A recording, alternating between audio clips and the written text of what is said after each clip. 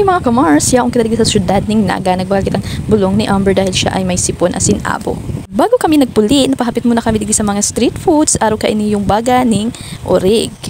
Mga kamars, pag nakahapit ka mo digi sa Naga, dahil dulingawan nalasahan ini yung baga ning orig. Tunay man talaga ang lasa niya, manamis-namis, asin, super lambot na, pwede na sa mayong ngipon, charies. Sa halagang 5 pesos, malalasahan mo na. Digiling ang kamar sa harap ng Pure Gold Naga Sentro. Ang Pure Gold Naga Sentro, dyan kami nagkabista doon kaining lalaking ini. Ang sakuyang Mr. Iyo ang ama ni Amber. Siyempre mga kamars, ay mawawala sa plaza ning Naga ang ihaw-ihaw. Kadakol ka mong pagpipilian mga kamars, ikutya ning isaw, as hindi man mapahuri ang dugo o ang inapod na Betamax. Pag nagkakadayo talaga ako kamars ning Naga, sarap ni sa mga tigahapitan ko ang isaw-isaw kasi favorite ko man talaga siya. Pwede nindo siyang ipainit para at least pagkakanin daw mainit pa. Mapasok malugod ang dila nindo, charis. Siyempre mga kamars, masaya na ba kaya pag bagong init ang sarong kakanon? Uyan na mga kamars, ang sa tuyang hinahalat, well served.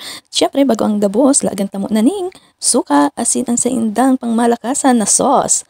Pagkuta, lapangon. Kamu na bahala kamars, magpili kang sa indong gustong sauce. Igawa man sauce na, mahara, may suka na may pipino. Uyan na kita kamars sa mga tikiman tayo. Mahilingon taman ang reaksyon ni Boss Kim. Gano'n na sila man si Boss Kim.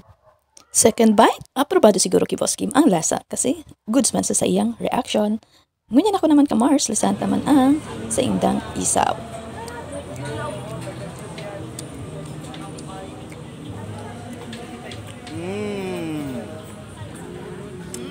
Yummy. Gini-gini din.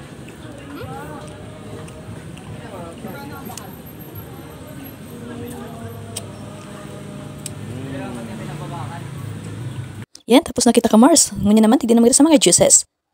Igaw pa tigdi mga kamars, mga iba't ibang pagpipilian, mga prito, igawang mga arugang dynamite, bulastog, or inaapod nindang kwek-kwek. Igaw man mga kamars, mga kikiam, fishball. Kamu na bahala kamars magpili, kaya dagdi na kamo sa syudad ning Naga sa plaza.